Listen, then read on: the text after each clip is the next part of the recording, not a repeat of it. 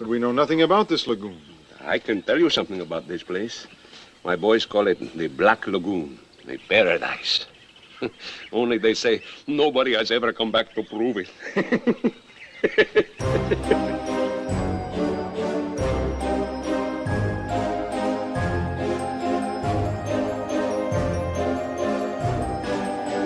Good evening, and welcome to What Makes It Scary, a seasonal podcast unleashing the fear behind your favorite and not-so-favorite horror movies. I'm your host, Jody Henderson of Clever Girl Effects Studios, and with me, as always, Alex Vincent of Mr. Ed Productions. Hello. I'm Alex Vincent of Mr. Ed Productions. Do you want to know how long I spent trying to think of what I was going to do for the intro, for my part of the intro? Too long. And I was just like, there's nothing that would resonate, because I thought about doing like a Michael Shannon impression. I was going to be like, "Hello, it's me." Would anyone but nobody know? would get it. Nobody would get what I was doing, because it's not like the most recognizable voice, but it's a unique voice. What is the last sure. thing that Michael Cera has done? Michael Shannon. Oh, Shannon! Oh my God! Michael Shannon, the guy from I thought that was incredibly random for you to. Yeah, well. I could do my Michael Cera. Is his name Michael Cera? Yeah, I don't even know anymore. Yeah, Michael Cera. You're right about that. It would just be like. It would just be like I don't even know. It would just be really worried about everything. I want to see The Shape of Water with Michael Cera as the bad guy. Oh my God! I just want to see Michael Cera as a bad guy in something. That'd be so funny. What is it? World's End is the one with Simon Pegg. Yeah, At World's End is the Simon Pegg one. But there's the one with all of the funny guys. Yeah, it's the comedians are out on full force. Yeah, you know what? It doesn't matter. Right. We're not talking about that movie today. We could. Destruction movies, some could argue, are horror. It could be. We're not talking about those today. Today, we are reaching back to the classic and talking about The Creature from the Black Lagoon. Arguably the last of the Universal monsters. You think so? Or was it the most recent? Well, of the original. When you think about the Universal monsters, I think there's a specific set of them that span like that early era of Hollywood, and this came out way later than the rest of them. So it did. I don't know what else came after this. I'm not sure. I'm not sure either. We really should devote a whole episode to Universal monsters. Yeah. We will get there one day. But what I do know is that Universal had to bring back, I think you're right, they had to bring back a new monster to get people to come to the theaters. Why? Because people were now watching television at home and not going to the movie theater. And this 50s. Was in the year, 1954. 1954. So the Cold War is happening, and you can see that reflected in this movie where they're talking about space a little bit. A little bit. Yeah. Was the Cold War happening? I'm pretty sure it was. The 50s. Don't ask me. I don't know. I'm going to say yes. Okay, before we get into these movies, I think what happened to me earlier is a perfect example of horror.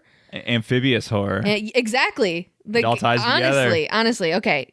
For those of you who don't know, or maybe you do. I'm sure everyone knows. By now. My, I guess I would say number one fear. It's not even a question. Well, I'm pretty scared of sharks, but sure. No, I would say my number one fear is frogs and or toads. They're the same fucking thing, and you'll never convince me otherwise. Not toads from Mario, though. They're fine.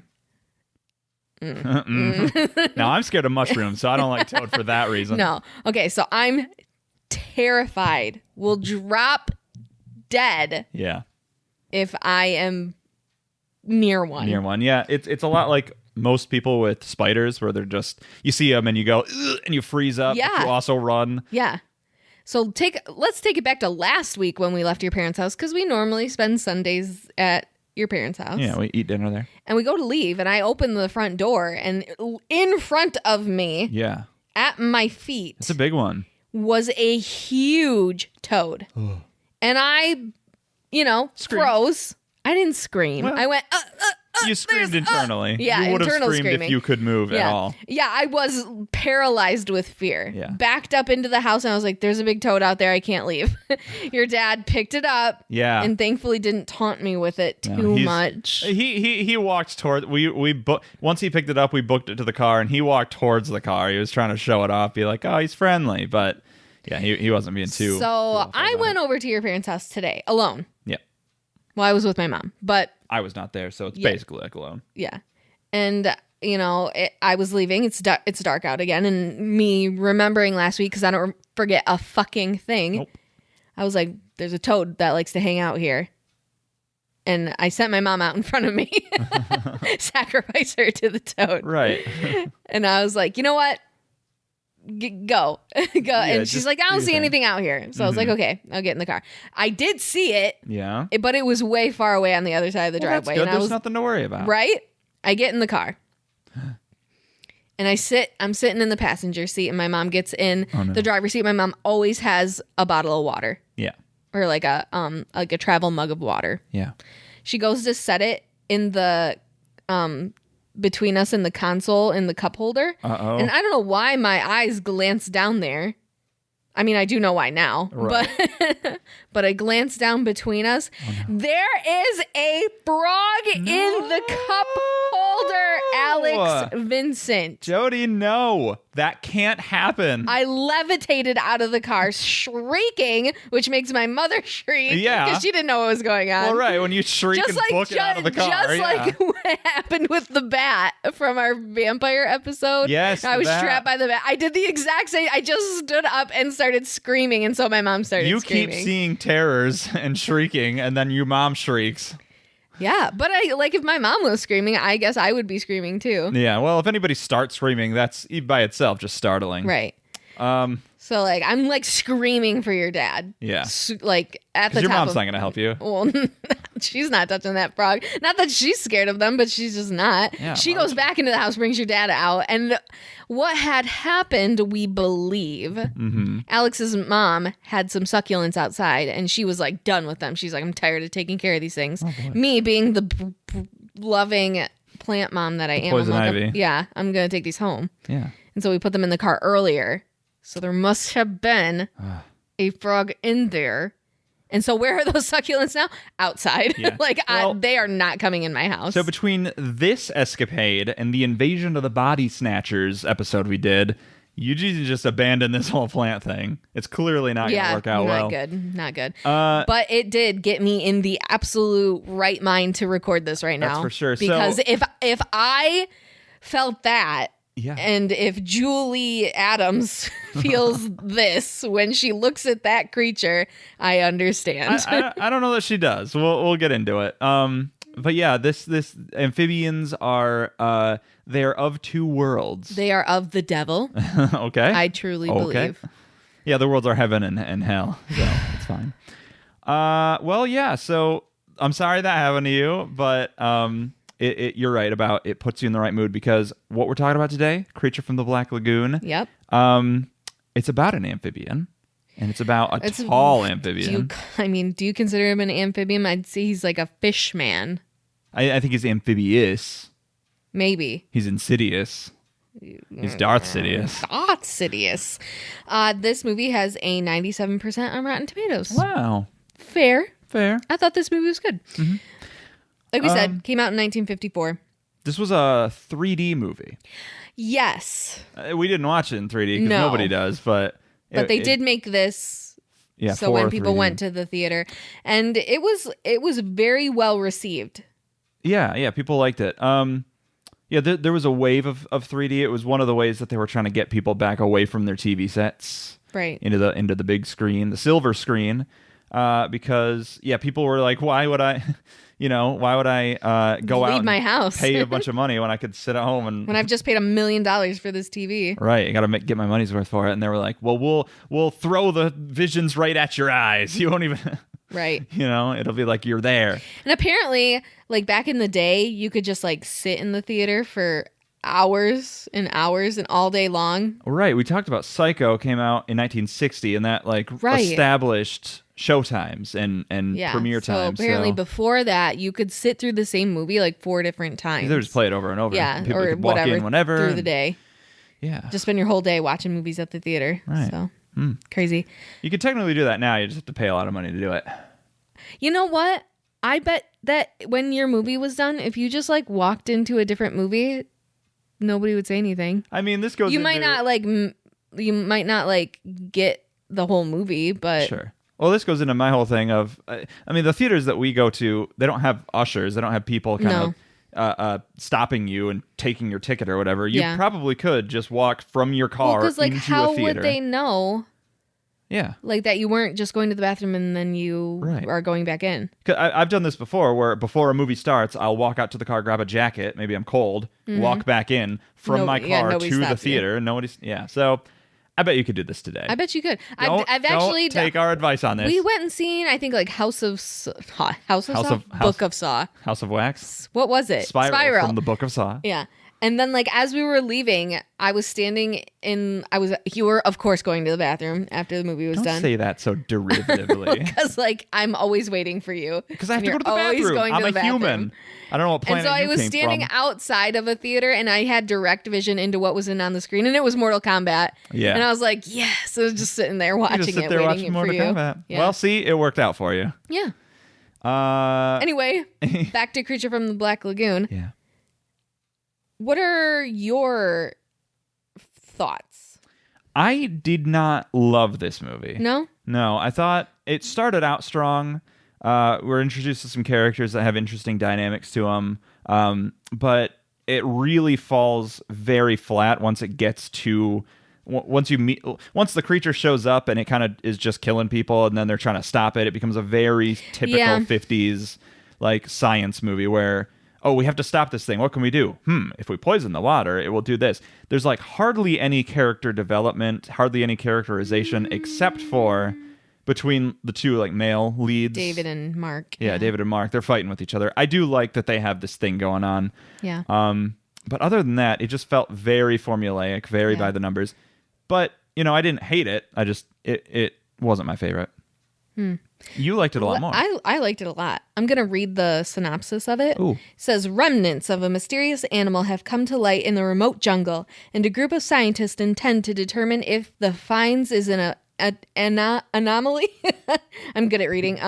Or evidence of an undiscovered beast. To accomplish their goal, the scientists must brave the most peril pieces of South America that South America has to offer. But the terrain is nothing compared to the dangers posed by an unworldly being that endangers their work and their lives. Oh, so you...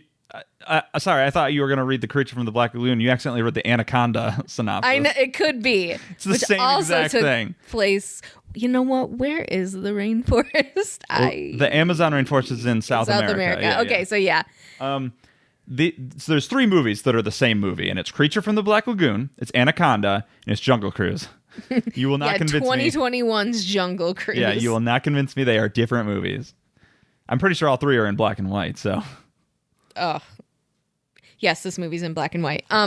So the opening scene, it starts, and now it makes sense that this was in 3D, because this hand that's in the rock is jutting out. Whoa. You're leaping ahead. Am I? The movie starts with, in the beginning, there was no heaven or earth, and God created the heaven. This movie goes all the way back, I completely forgotten about this movie goes all the way back, and we see the formation of the earth, which is depicted in and this is, very 3D.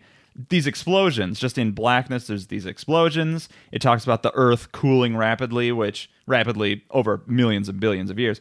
And it talks about how, it settles down and life begins to emerge. And we think that we have a pretty solid understanding of life and evolution, but there might be mysteries out there of anatomy and biology that humans do not know about. That's the voice the guy's using. Oh, so interesting choice. Yeah. So already they're getting into some pretty heavy stuff. Yes. Then we see this expedition where dude finds hand. Yes. It's like a calcified hand. and it's got webbed fingers and stuff, and it's like jutting out from the rock. And the scientist is like, whoa, look at this. Literally just takes the arm out of the rock. This is very stupid. I have so many questions. Yeah, I believe that would never happen. No. Like, they would leave it, and they would try to uncover everything all at once if there was something. How did they come across this hand? I was under the impression that it was some kind of mining expedition or a dig site, and they came across it. But then that would be like it was just sticking out of the ground, out of the rocks. Did they dig it out that way, or did they literally just find this thing? I think they just found it. That's because he takes it back to his lab and the people who are funding digs. Yeah. He has to like convince them to dig there. Right. Yeah. And is it Henry? No, it's Mark. There's no Henry. No Henry. That was last week. Right. Henry Frankenstein. He's the funder of the expedition. He's the one in charge of everything. Yes. He's the Finnegan of this group from Victor Frankenstein. Yeah, and they're trying to convince him, and they do. They're like, hey, they have this whole scene where we're jumping all around. I have more notes. The beginning of this movie completely reminds me of the epilogue. If it's in a book and it's like before the book actually starts. Well, epilogue is after. Okay, so prologue. Prologue.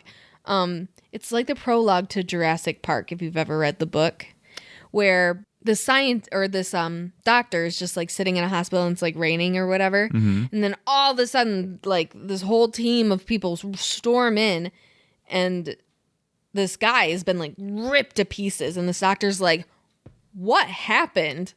And they're like, it was a tiger." Yeah. And she's like, "No, it wasn't. No tiger did this." Yeah. Like it's kind of like that scene from Jaws too. But like it's just like, what could have done this? And like you're trying to discover what it is, and you learn it's the raptors. But yeah. So this reminded me of that because the guy who had first found the hand left behind 2 natives of South America to watch the site. Right. And they get got. They're the first people to get got. It's pretty cool because it goes into the tent where they're sleeping and like throws one of them. Like you see it. You see the guy get thrown across, and this music plays. Now, this music plays and plays and plays all throughout this movie. It's this dun, dun, dun, dun, dun, dun, dun, dun, dun, dun, dun, dun. It's these 3 notes, these 3 chords that just plays over every and over. time the creature shows up. Every single time. You'd think that it would lose its horror when it's just wandering around for the millionth time in this movie. It does not. This dun, dun, dun, dun, dun, dun, dun, dun, dun. It won't stop. And it's so much louder than the rest of the movie. Maybe it was just our copy of it and the mixing there, but we had to keep turning it up and down. I don't know, but over that sound, you hear the creature making a sound which sounds straight up like a pig. Yes, it makes very pig-like sounds. It's like snorting and like all this stuff. But the mechanics of it are pretty cool. Yeah. I like its gills move. And like separately. The actor's like face emotes really well under it. Well, that I might disagree with. Oh my God. Yeah, go ahead. I don't think that I like the design of this creature. For 1954. Yes, it's technically very well made. Very, very good. Yeah. It's very well made. I just hate the way that it's like gasping for air. I think that's what a fish person would do. Sure, but it just I don't know. But yeah, it's scary because it's really tall and it's big and inhuman looking. And yeah, they go to this expedition to find it. They go to dig up the rest of it. They don't find anything. So now they're like testing the rocks at the bottom of the stream that's there, or lagoon. Yeah, well, it's a lagoon. It's a Black Lagoon because it's evil. They're trying to do some carbon dating to find out because they think that the deposit of the rocks that had those bones in it had been scattered out into the lagoon. So they carbon dated the rocks where they found the bones. They want to do the same thing for the ocean. The captain of this boat is having none of it.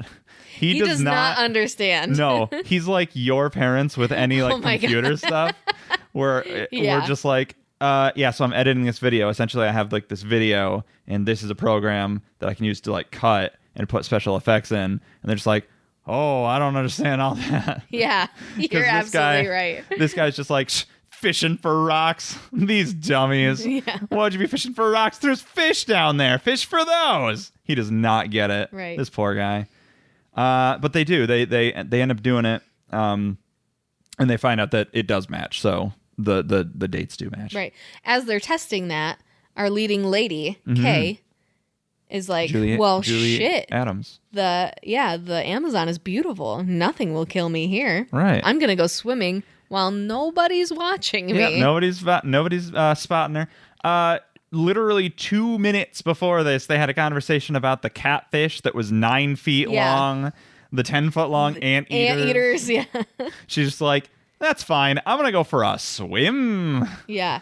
By herself. In a custom-made bathing suit. Yes. Very risque for the time because it went up at the thigh. Ooh, you can see those thighs. Mm. Yeah. She's a very beautiful girl. She's very pretty. Her hair's like done up in like a really nice way. Yes. Right? It's very different than other 50s things I've seen. First of all, it's a brunette. Yeah. I feel like that doesn't happen a lot. Yeah. Like it's always blondes. Especially at this time. So like I really enjoy seeing a brunette in this movie. That was cool. I do think that she and everybody didn't look like they were in the Amazon rainforest. Yeah. Like they look too well done up. They should be sweaty and greasy and frizzy, but whatever, it's a movie. She goes for a swim. And what happens, we Joe? get just a beautiful, beautiful cinematography. Yeah. First of all, let's talk about the person who's in the suit. Okay, let's do it. That person, I didn't write his name down. There's two people that play the creature. Yeah, there are two. One that plays one if on land, one if by sea. Yeah. Much like a John Revere or something. Paul Revere. John. Everyone's named John. Give me a break. Your dad's not named John. Your dad's not named John, yeah. Jod? Okay, thanks. Neither's my dad, so that's fine. Okay, so on land, he was played by Ben Chapman, and in the water, he was Ricou, R-I-C-O-U, so like Rico, but Ricou, Browning, underwater. Yes, and I thought for sure the way that this outfit was kind of designed, I was like, oh, they must have the air tank in the back, the dorsal fin. You literally said this as we were doing research for this movie. Yeah. And you said, oh, they must have the tank in there. And I was immediately corrected. It's just like, so there was no air tank in this. Yeah, no air tank. This guy had to... No breathing mechanisms at all. Right, this guy had to hold his breath for up to like 4 minutes underwater. I couldn't. How long can you hold your breath? You know what? When I was swimming, I like maybe could for 30 to 40 seconds. That feels right. Yeah, it's not easy to do. When you train, you can do it. Your lungs respond to it, but this is crazy. And in that suit, where you must be like panicking, thinking I'm trapped in this suit underwater. Well, yeah, but you just go up for air. Yeah, but still, I don't know. The suit's got to be heavy for one thing. It's got to be really constricting. Heavy. You can't move with your full range of motion. I don't know. It just seems like it would be terrifying.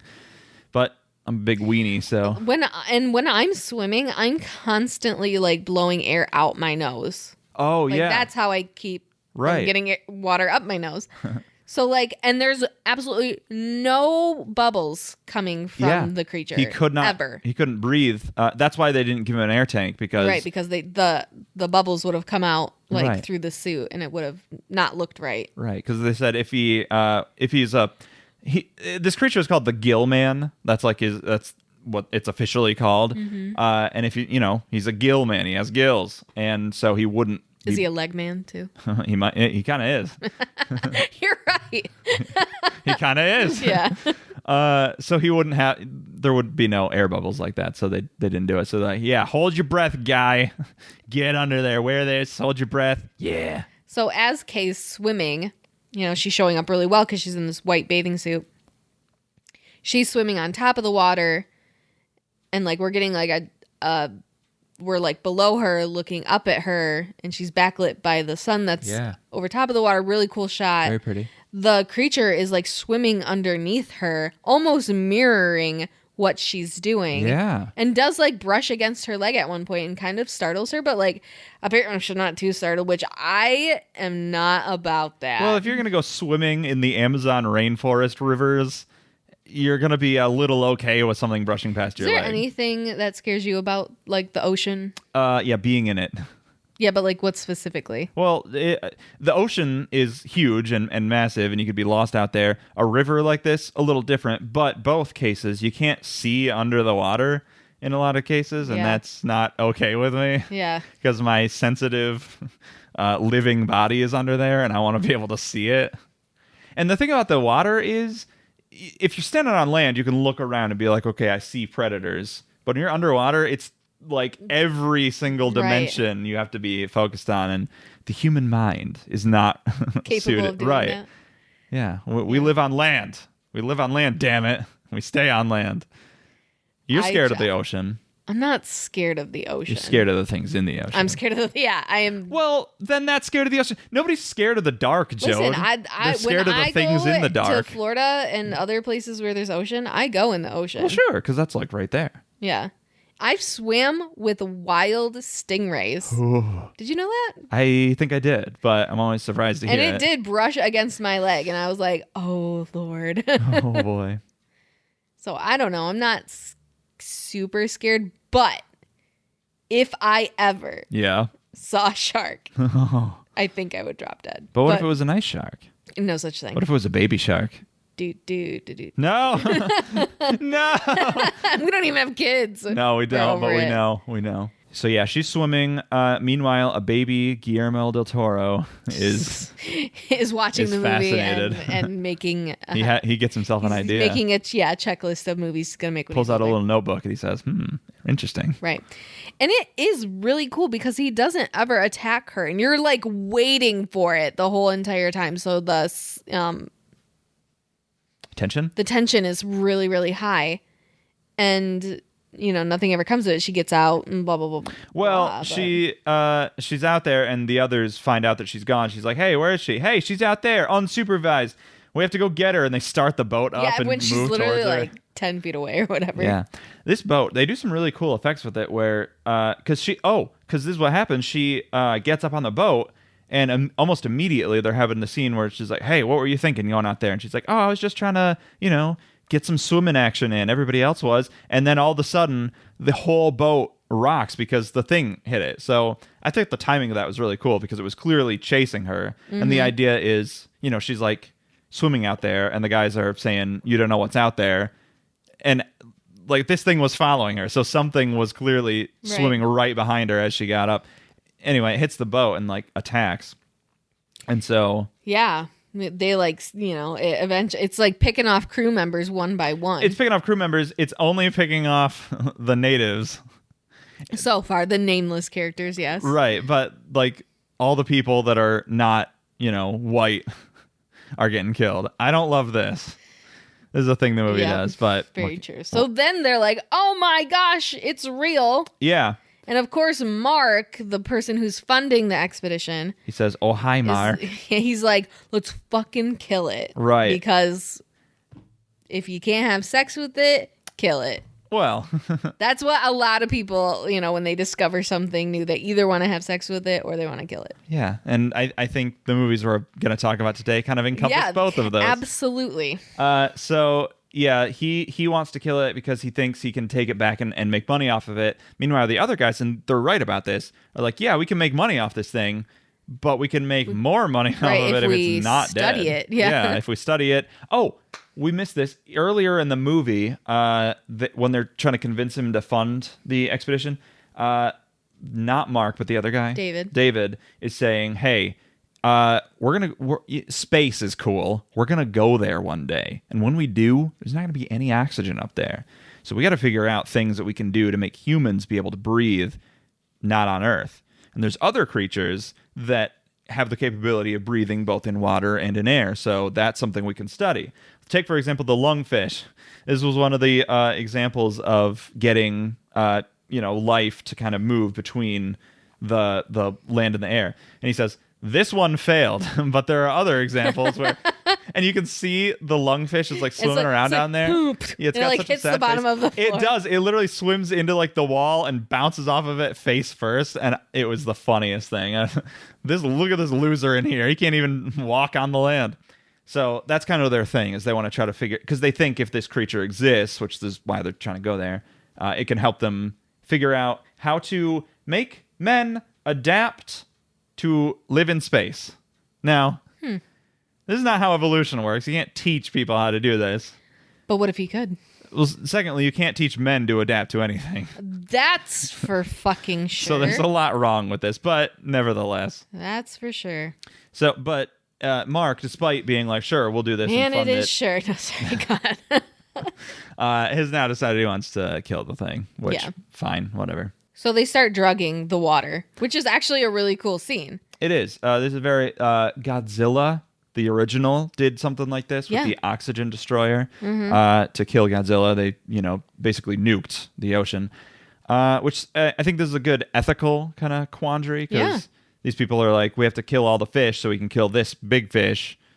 But I don't think I think it's almost like a sedative. Oh, you think it's just making them sleepy? Yeah.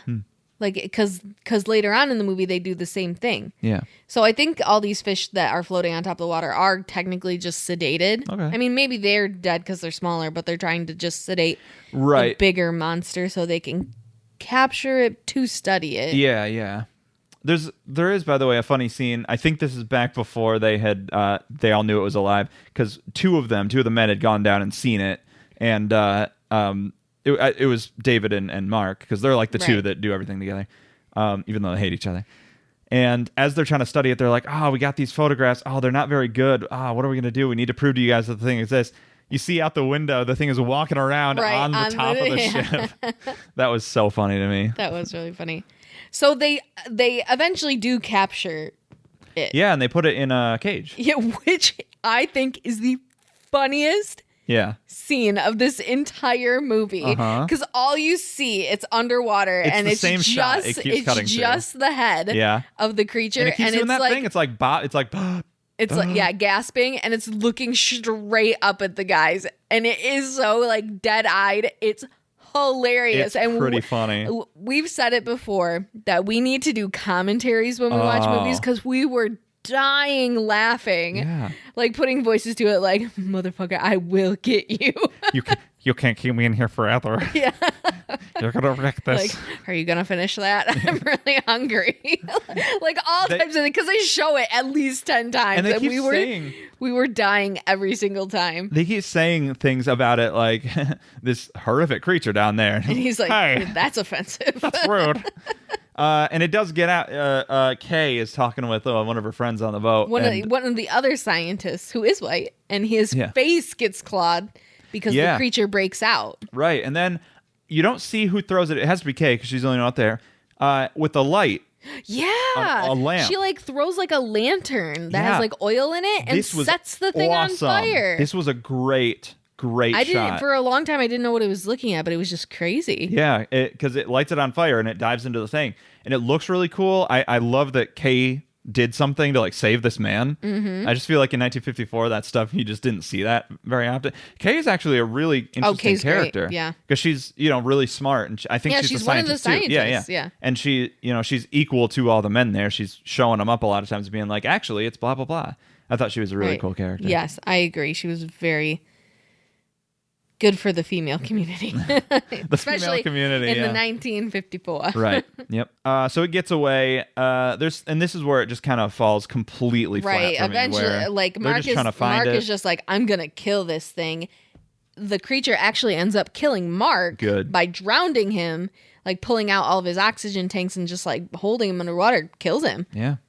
Cool. And eventually gets a hold of Kay, kind of knocks her out and goes to take her away. Carries her into a cave, accidentally hits her head against the wall. Apparently. Yeah, while they were filming. Yeah. Well, I mean, you can't see in that mask. He could not see. They always do this thing where they're like, the eye situation, you couldn't see out of it. Then, like, don't have an eye situation. Like, clearly it doesn't work.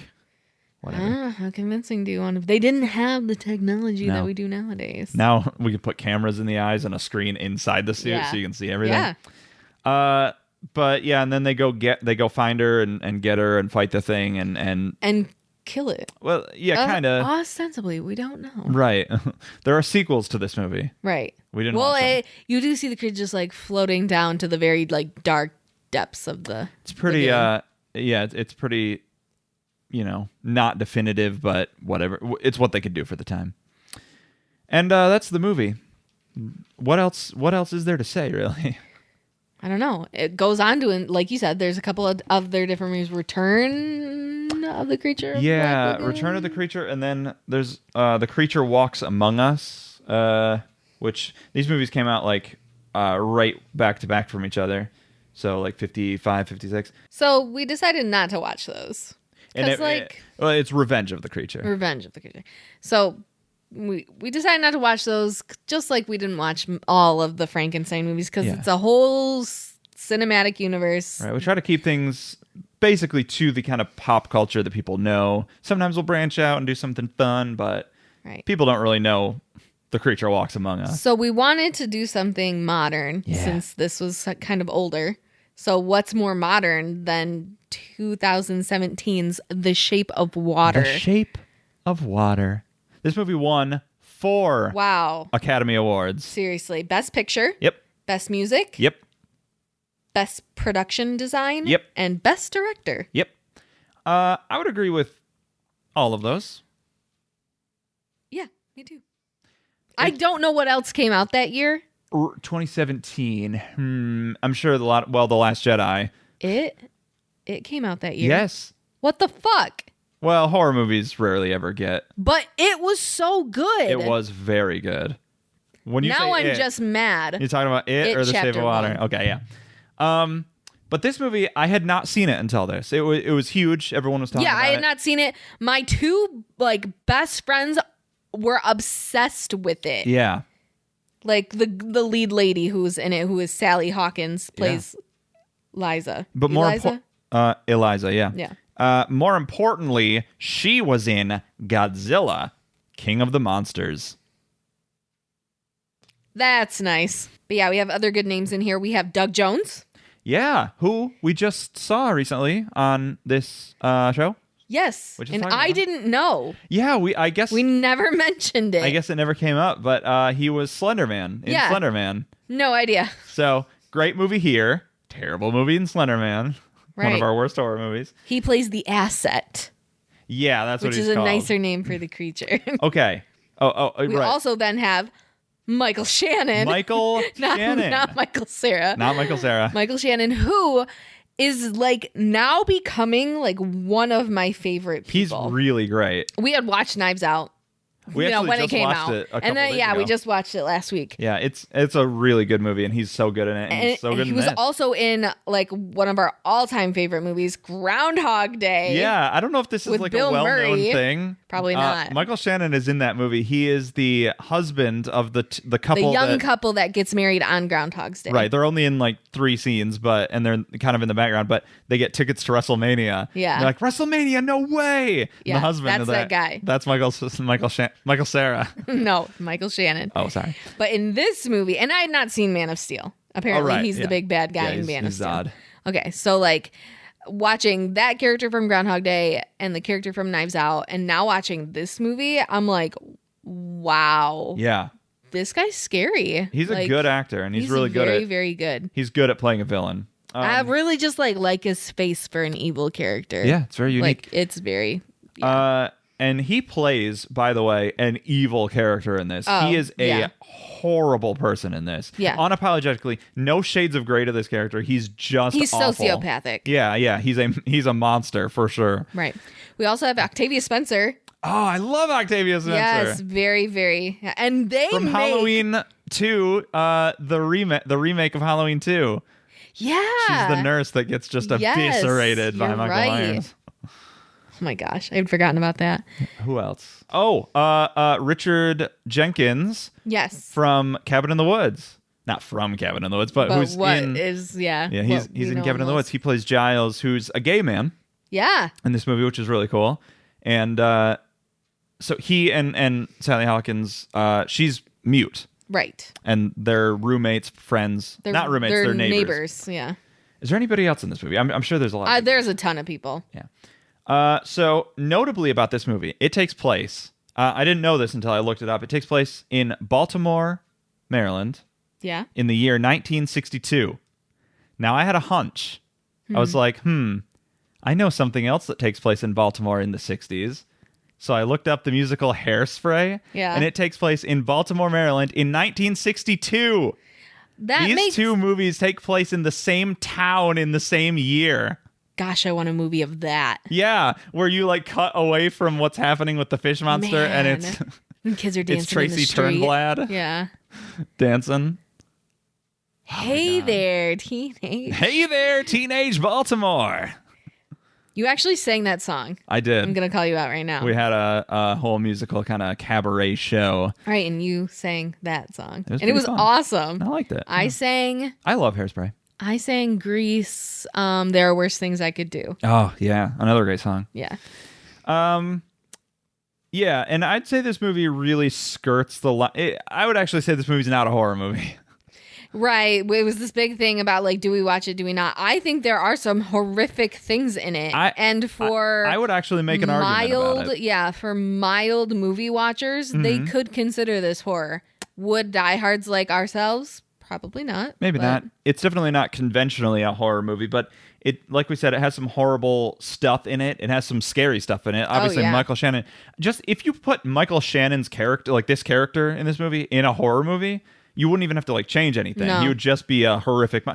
American Psycho is kind of like that. I think that's a horror movie, and it's and it's about just this type of character. It's just so corporate, so like militantly, just capitalist, right? That just destroys the world around him. So yeah, this movie. Let's get into it. So our leading lady is Eliza, and like you said, she's mute. Something happened to her as a child. We don't know what. Right. But is presumed that it like cut her vocal cords. And she has these scars on her neck. Right. So she uses sign language to communicate. Very, very happy that a lot of people in apparently Baltimore in 1962 know sign language. Yeah, everybody in her life is like cool with her. and a lot of people can speak to her.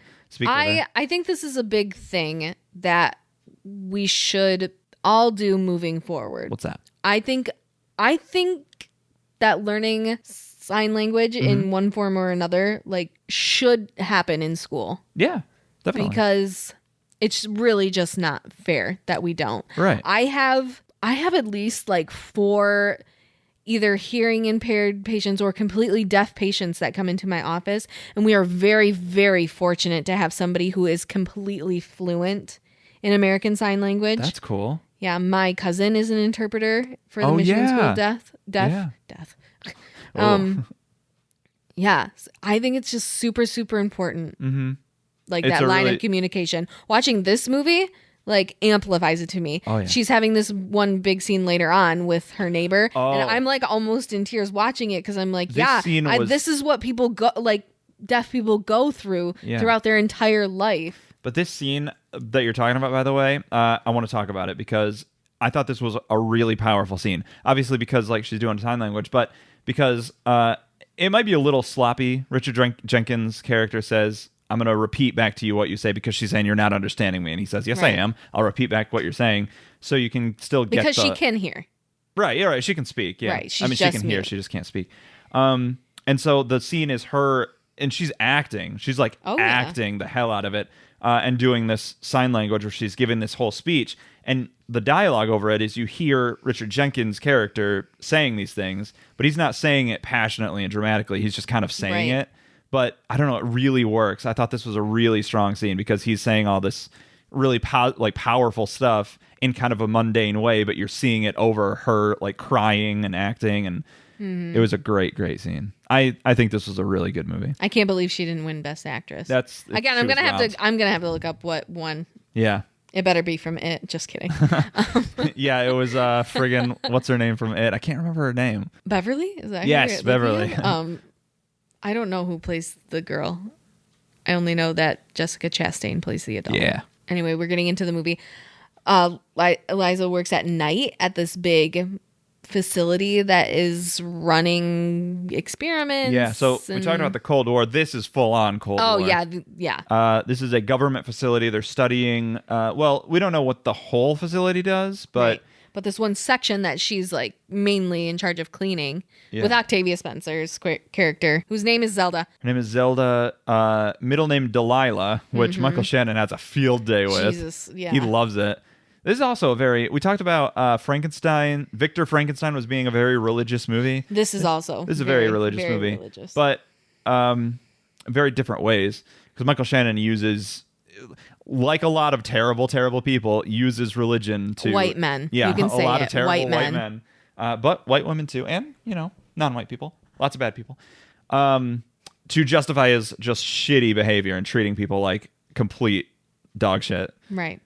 So... this asset has been brought to the facility and is being kept in a couple of different tanks, kind of an open swim area and such. It is being tortured. Yeah. By Michael Shannon. He's got this character. He's got this stick that he's really proud of, this big stick that he loves to swing around. Stick. There's nothing subtle about this metaphor here. And he uses it to zap it's an electrified like cattle prod, basically. Because he found this creature in South America. Yes. Nice ties to the original. I actually thought watching this that this was supposed to be a follow-up, like take place, like be a direct sequel. It honestly could. Because I actually There's nothing that says that it can't. Yeah. The guy, David, in the original movie, has a weird looking face. It's kind of unique. Like he has this jaw that it's not like a square jaw, but it's like a flat jaw, kind of like Michael Shannon does. Yeah. So you thought he's like my father, David. Well, no, I thought this was him. Oh, my brother, David. No, I thought this was him. I thought they were trying to say like this is that character. Maybe not literally and exactly, but they were trying to say what if that movie happened and then this happened. So you kind of do get a little justification of why he hates this thing so much, if that's the case, because it terrorized his whole team and everything. Maybe. But that wouldn't match David's character from the original. No, it would just be like, okay, this guy's a jerk all of a sudden. Right. So the girls are cleaning, and then like all of a sudden like runs out into the hallway Michael Shannon. Yeah. Covered in blood. Yeah. And is missing 2 fingers. Yeah. His ring finger and his pinky finger on it. Yeah. What I believe to be his left hand. Because his wedding ring was on it. Yeah, maybe. Uh-huh. Yeah. Yeah, I guess you're right. Yeah. 2 missing fingers. And then all the scientists come running out and they're like, oh my God, call an ambulance. He's missing. He's going to bleed out and blah, blah, blah, blah, blah. So then, of course, those 2 are required to go in and clean up the mess that was made. Because they're the cleaners. Right. So they're cleaning up all this blood. They find the 2 fingers. Yeah. Sally Hawkins finds them, sticks them in her lunch bag. Yeah. And later on, they're like, they were covered in mustard. And like, it was all we had. Zelda's like, it's all we had, It's all we had, sir. They keep referring to her, Octavia Spencer and Sally Hawkins, as the Help, and I think they were doing that specifically because of the movie The Help. What also is hilarious about this scene, Octavia Spencer's character Zelda goes in and she's like, I can clean up pee, and then she says, I can deal with pee. And then she says, I can deal with poop. And we're lost it. We're like, we know you can. Octavia. We and know then she's you like, can. but I can't deal with blood. But I won't do that. It was a lot of fun because we should have had a drinking game where every time they use the term help, she even does it. She's like, we're helping everybody. Help yourself. Help you. Help me. She almost goes on a tangent about it. And it's pretty spectacular. Right. So from there, Eliza is like very fascinated by the asset. She sees it. It almost, I wish that they had done a little bit more with the intro of this thing. Yes. Because she kind of just walks over and sees the tube that it's in. And is just immediately infatuated with it. And that's another thing. I thought there would be like a build up. Yeah. Some kind of like trust. Yeah. But she just immediately like puts an egg down and is like, here's my offering to you. Yeah. She's like horny for this thing immediately. Yes, it's very, very strange. That's actually another thing. This is one of the horniest movies I've ever watched. You always think very, weird. And we watched Orgy of the Dead. This movie is hornier than that one. Honestly, it is. Yeah.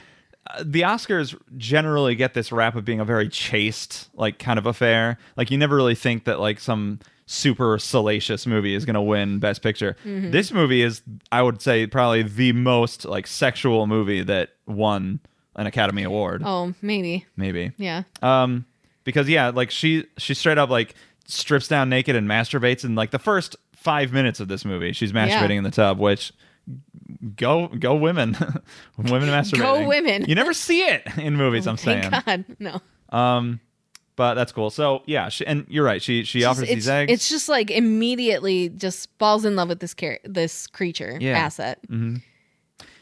I was not expecting this movie to be as cartoonish as it is. Yeah, I agree. I expected it to be very ethereal, deep, metaphorical, which it all is, but it's all sugar-coated. Right. It's because this movie's a fairy tale. Yeah. Which, viewing it in that lens, makes a lot of sense. But yeah, she starts to fall for this thing. She starts to like meet it a bunch of times. She starts to play music for it. Right. Teaches it a couple of different signs. Teaches the egg, which is this. Yes, because everybody could see that at home. Right. Listen, but now we all know. Listen closely. That's egg. And yeah, it's nice. It's sweet. Meanwhile, Michael Shannon had gotten his fingers sewed back on. Yeah. Oh, this is awful.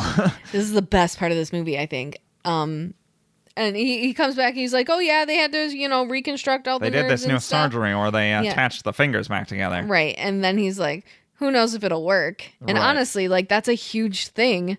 And for back in the 60s, yeah. Sometimes the graft won't take, and it will the body will reject the. Right. Normally, it's because you're getting it from somebody else, maybe like an organ transplant, so that might. But this was his own. Do we know? We don't know who others' fingers might have gotten bit off by this thing. I don't know, but he is so mad at this creature that he's like, "We're just gonna kill it."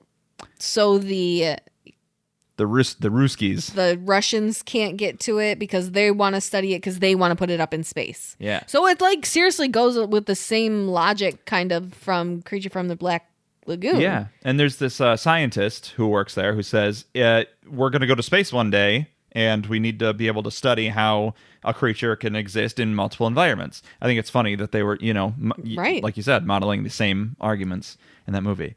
That scientist is a Ruski. Turns out is a Russian.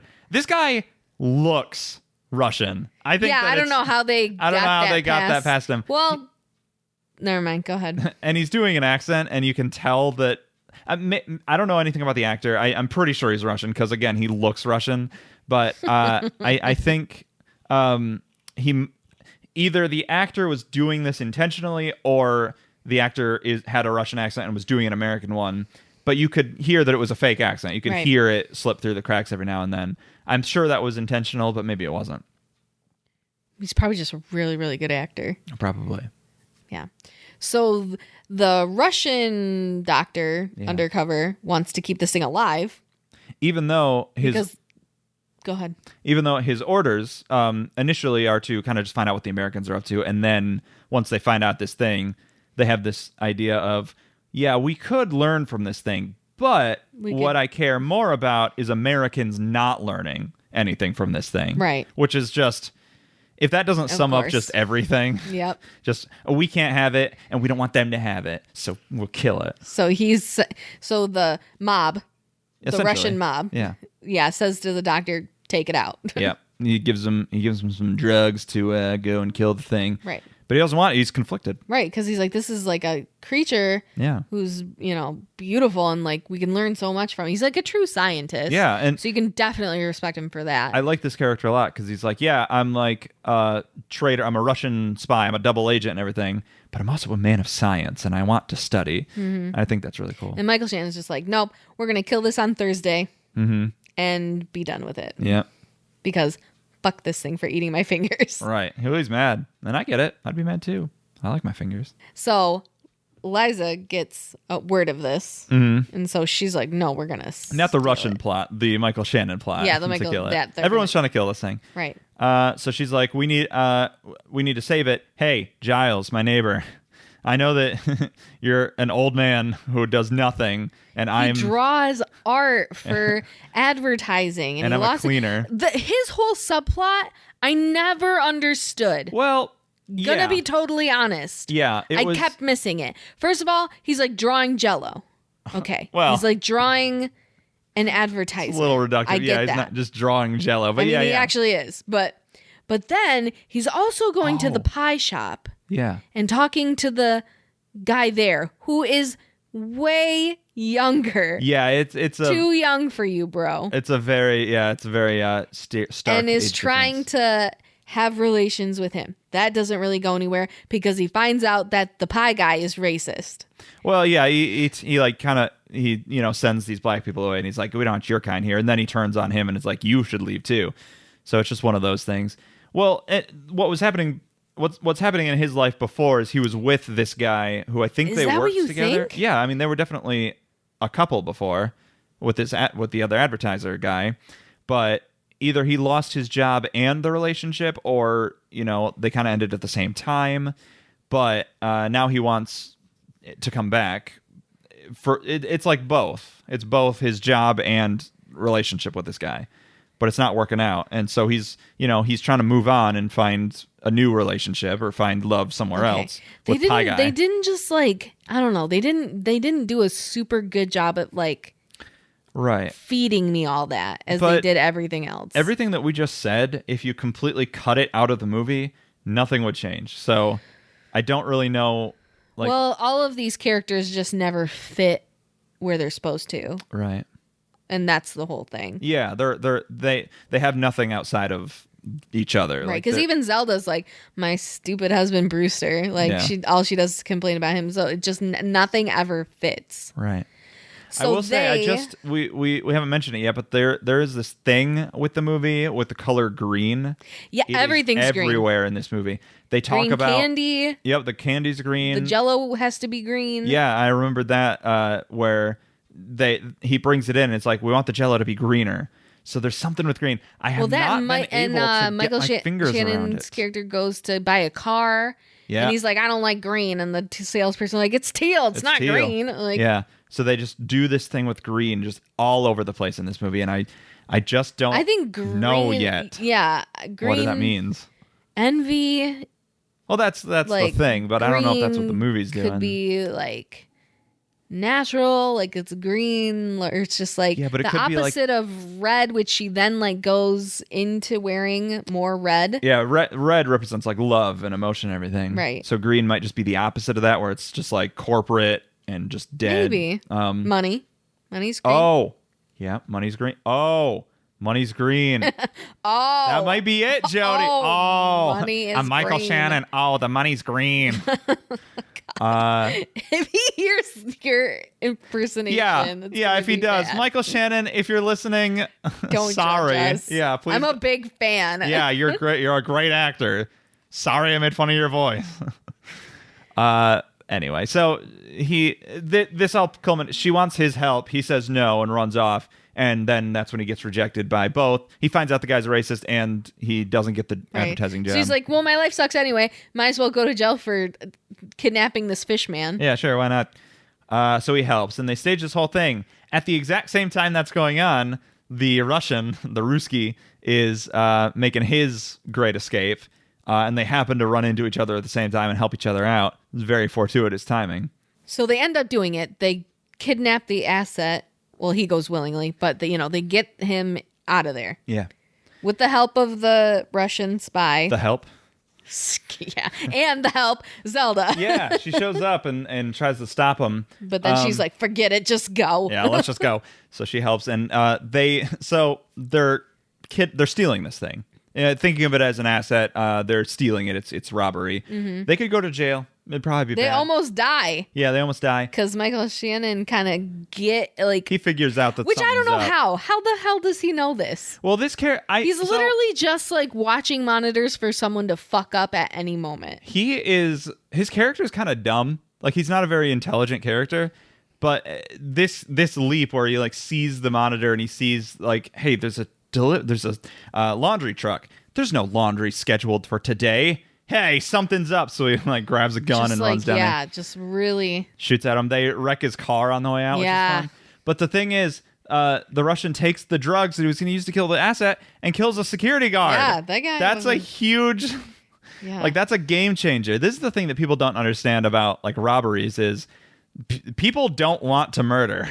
Just in general, people don't want to murder. So if you're going to rob a place, that's one thing. If you're going to rob a place and kill someone, that's a whole other story. Big jump there. And he kills this guy, which, okay, fine. I mean, he's a Russian anyway. He doesn't care about Americans. So they get the asset home. Yep. They fill up the bathtub. They have this green algae type stuff that has to go in there every 3 days. Yeah. And they have to have table salt. They get it in there. Okay, it's like surviving. Cool. So like that, it can also like leave the water every, once in a while and do other stuff. My like least favorite part of this whole movie is when it kind of gets out and Giles is sleeping and goes and eats one of his cats. Yeah, this was sick. I'm glad that Giles didn't freak out though, because it really isn't the creature's fault. No, it's just hungry. It just doesn't know what this is. And this is what I mean when I say I didn't expect the movie to be as cartoonish as it is, because it eats this cat and it's not played horrifically. I completely disagree. Well, I mean, it is horrific, a thing that happens, but the movie doesn't treat it like it's a horrible thing that happened. It's just like, I kind of think they do. Okay.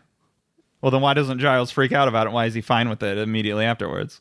Well, to soothe the audience of the horrific thing they just saw. That's what I'm saying. Okay, well, I don't think you're saying that right. Anyway, he's like holding up the cat, and the cat's head is gone. Right. Like, that's horrific. Yes, that is horrific, but the movie treats it as like, that wacky thing. Okay, that's I guess. I'm saying. Yeah.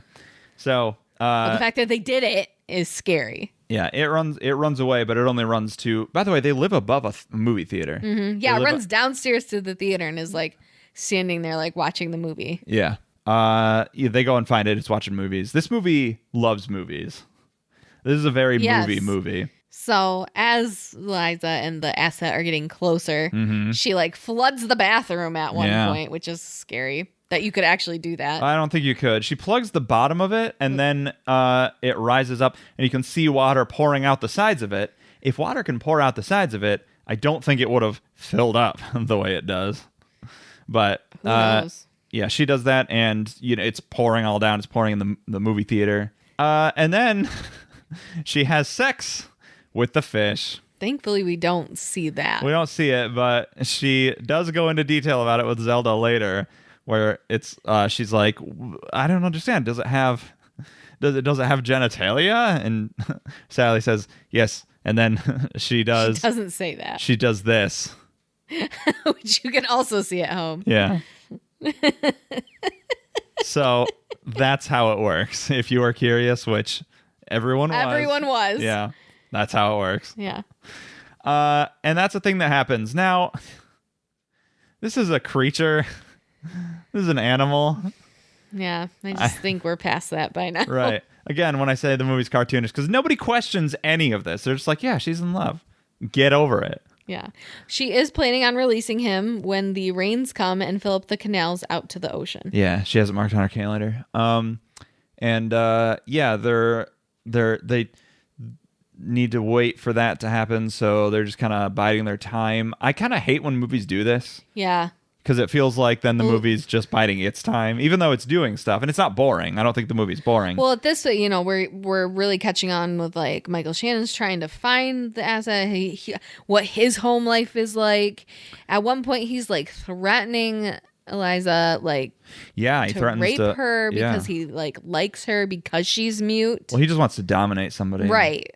And it's easy to dominate somebody. And because she's mute, she can't speak, so she can't voice her opinion. She can't. There's a lot of stuff about being a real person that he thinks of because he sucks. Right. His like fingers are slowly turning black, rotting away. Yeah, which is disgusting. Very scary.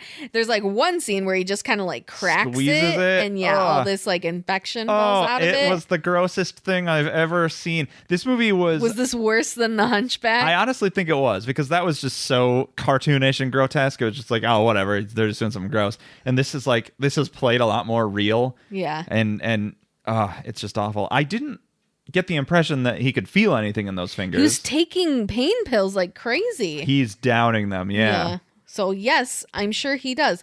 Why he's not, like, a doctor's not seeing him regularly to check This is part of the metaphor of the movie where, like, his fingers are rotting away because he's, like, rotting as a person as it goes on. Because he's just a... Right. Yeah, okay, so, like, it's all coming to a head. Yep. The colonel, sergeant, captain, whatever it is, whatever 5 stars is, general, I don't know, is telling Michael Shannon's character, if you don't find this asset, yes, this speech he gives, I don't understand it. This speech, you literally turned to me and you said, "What is he saying? What is he trying to say?" Because he says, just like, you will leave this universe and you will become a part of a parallel universe. And it will be as if you were never born. I'm right. like, is he like threatening to kill him? Is his just like career going to be over? Is he going to kidnap? Like, I don't know. He's trying to be threatening and scary in a vague way. And I think the movie's just trying to say, like, hey, there's a threat. He needs to do this. Here's how scary the threat is this weird speech he gives. It's not just he'll kill him, because, like, yeah, anyone can just be killed. But this is like, we will send you to an alternate dimension of pain and suffering. Yeah. It's very, very weird. Yeah. So Michael Shannon's character, what's his name? I don't even know. But we've said Shannon, no, right? It's not. But like, so now he's Strickland. like, okay, I'm just gonna go and find this thing. Yeah. Eventually finds out that, like, yep, it was the He finds out that it was these two because it's pretty obvious. No, he goes to the Rooski, who's like being picked up to go back to Russia. Like I said, this guy looks Russian. He sounds Russian. He's very obviously a Russian agent, so he does find out about that. Michael Shannon, he thinks, following him. Who are your people? This was a huge sting operation. Who was it? He shoots this guy. Because what you're missing is at the same time that's going on, the Russian is about to get killed by his comrades because he didn't kill the creature. Yes. And they start to do the execution. They start to assassinate him. They shoot him in the gut and in the face. And then Michael Shannon shows up and shoots those guys. And saves his life, quote unquote. Just kills him. And then he grabs the dude in the mouth through the bullet hole and drags him across the area to, like, just in the rain. This was this movie is so gross. Yeah. But I love it. And then at one point he, like, threatens him, like, who are your people? Tell me now. Sticks his fingers in the other bullet hole that he has. It's disgusting. And he's like, it's the people who clean up. Yeah. So then he goes to Zelda's. Right. And this scene. This is terrifying. He just kind of, like, busts in there and he's like, tell me where it is. And she's trying super hard to be like, sir, I don't know what you're talking about. Uh-huh. And so now he's really amping up your middle name's Delilah, telling this whole story. Yeah, that, you think you can cut hey there, Delilah. What's it like in Baltimore? In Baltimore City. So he's like, you think you can cut my hair and take away my power? Well, you didn't read the end of that story, that God gives him his strength back. And he kills everyone. And I'll show you how strong I am by ripping off my own fingers. No! He rips off the 2 fingers that are rotting away. Black. And here's where I actually thought maybe they just weren't even attached at this point. Like they had gotten separated.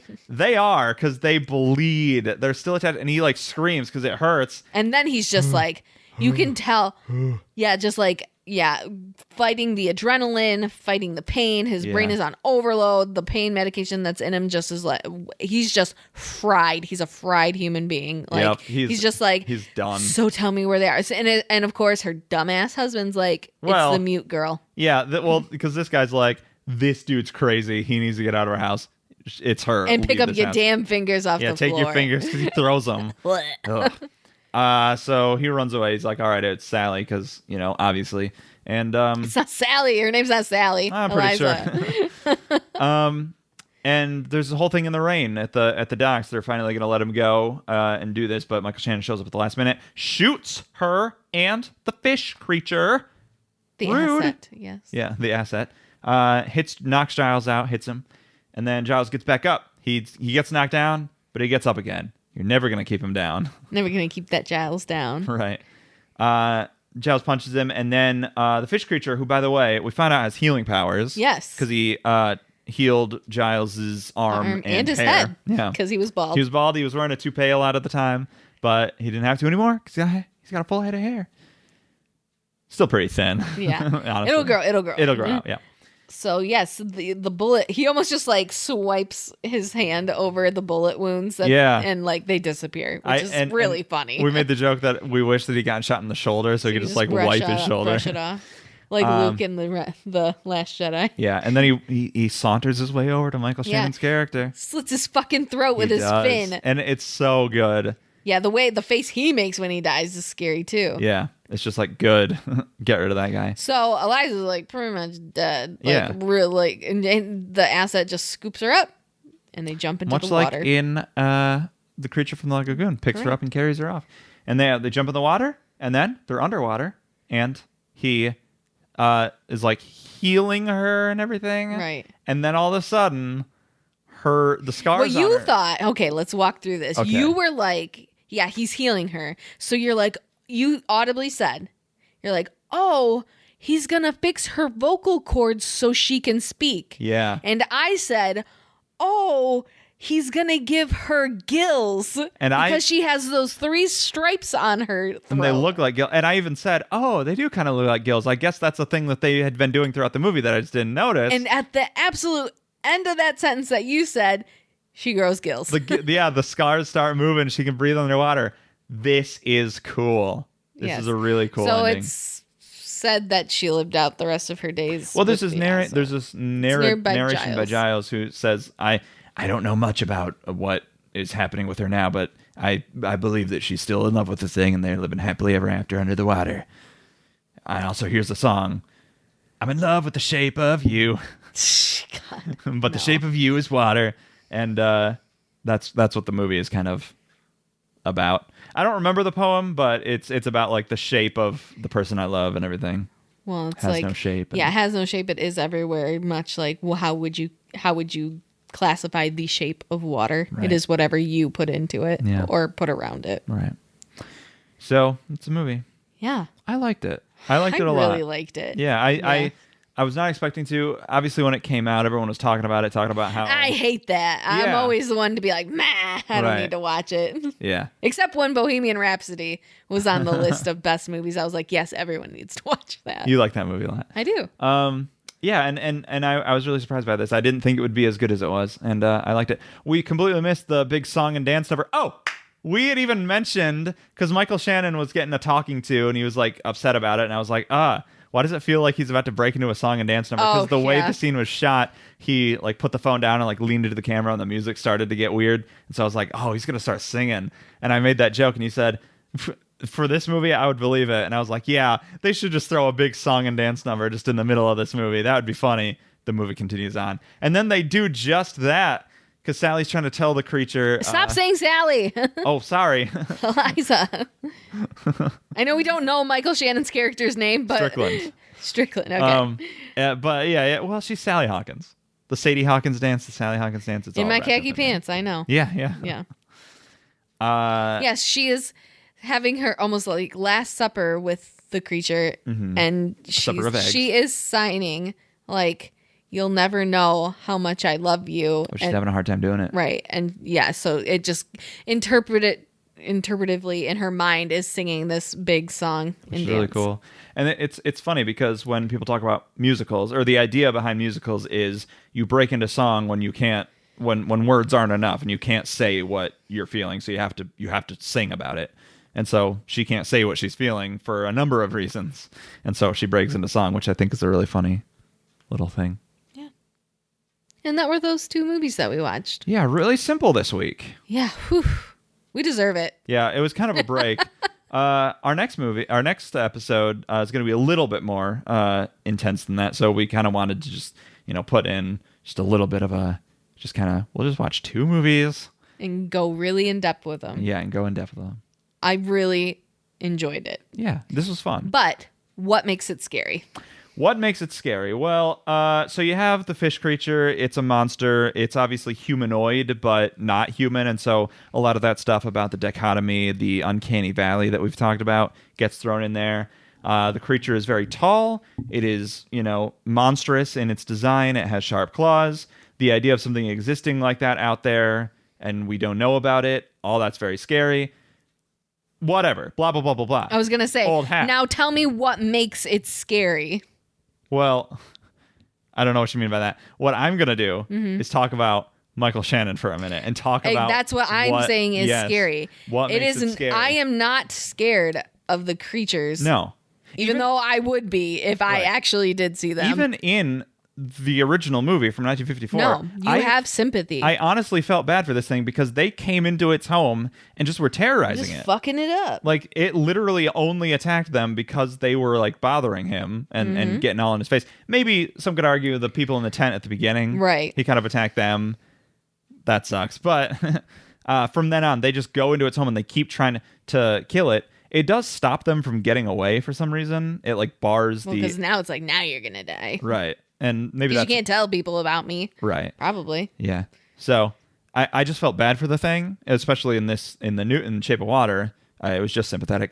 Michael Shannon is so convinced that he is right in his worldview that he is an unstoppable force in that regard. And this is like, people are like this, and this is not an uncommon thing for people to feel this way and believe that they're better than everyone else and believe that they're right about everything and being so stubborn in their worldview that they will just destroy everything around them to get what they want. I mean, you could say that about Mark in the original as well. Yeah. Just both of these characters. It's like, just kill it. It's nothing. Right. They don't see it as human.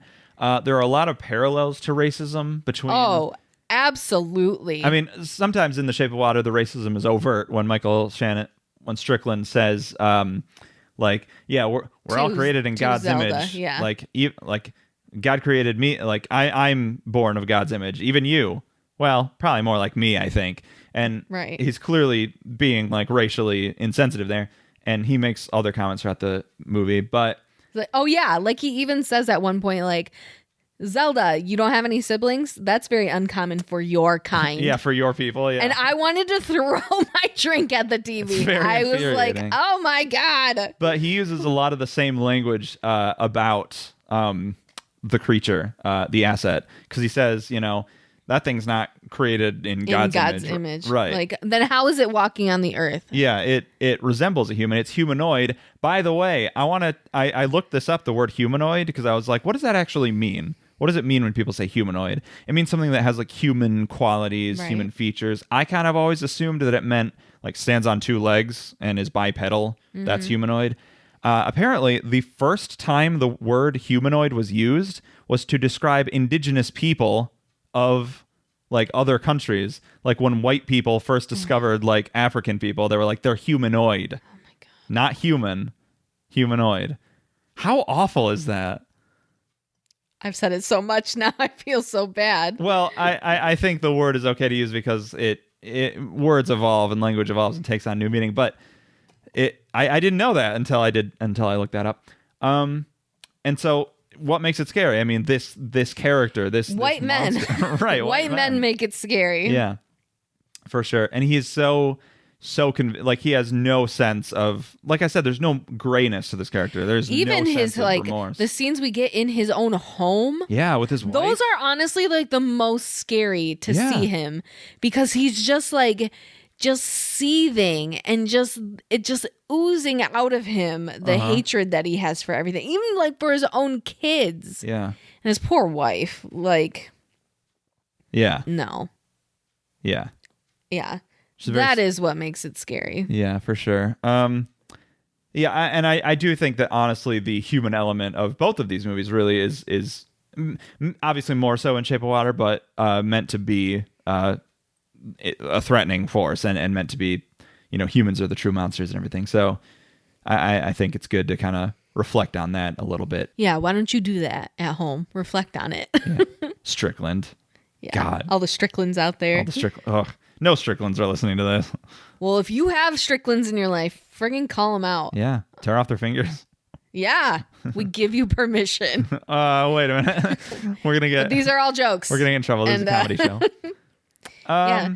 Well, that's been this episode of What Makes It Scary. This was interesting. I had never seen, like, either of these movies, so it was fun to get into them. Yeah. Go out there. Watch them if you haven't. And if you have, tweet at us about what you liked and didn't like about them and what was scary about it to you. Right. Where can they do that at? They can do that at Clever Girl, the letter F and the letter X. If you want it for me, if you want to tweet at me, you can do that at Mr. Red Plays. Mr. is always spelled out the long way. And if you want to tweet the show, it's at Makes It Scary. That's right. So that wraps us up this week. Next week, we are talking about The Thing, The Blob, and The Stuff. Yeah, you know, the thing and the blob and the stuff. The stuff and the goo and the whatever and the ears and the what, the what have you. This is gonna be a fun next episode. Yeah. We're talking about The Thing finally. I know. Finally, we're talking about The Thing. I know. And the blob and the stuff. Yeah. John Carpenter's on thin ice with me. Oh, you're gonna after They Live. You're gonna eat those thin words. ice. You're gonna eat those words much like you're gonna eat the stuff. I am hungry. Let's wrap this up. Let's wrap this up and get some wraps to eat. All right. See you next week. Bye. Blub blub, everybody. Blub blub. Because underwater. I get it. It was cute because I had.